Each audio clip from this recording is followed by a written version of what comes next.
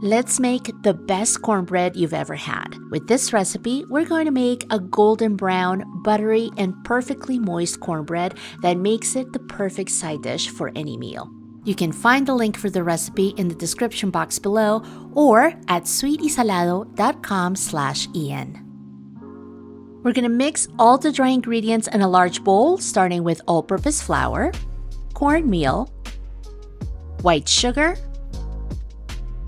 a little bit of salt for balance, and both baking soda and baking powder. And then we give it a stir until everything is well mixed. In a separate bowl, we're going to mix all the wet ingredients, starting with oil. I love to use vegetable oil for this recipe.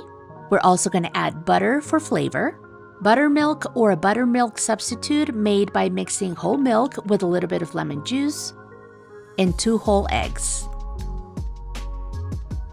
And now we whisk until everything is well blended. Now we pour the wet ingredients into the dry ingredients, and we're going to start mixing until everything is well blended.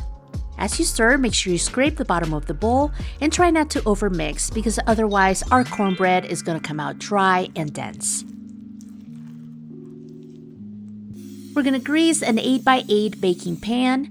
You can use either butter or a baking spray, and then we're going to pour the batter into the pan.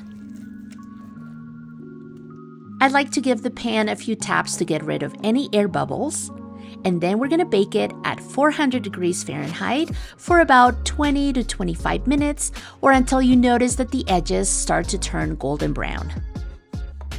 After baking, we're going to let it rest for a few minutes, and then we can slice it into individual servings.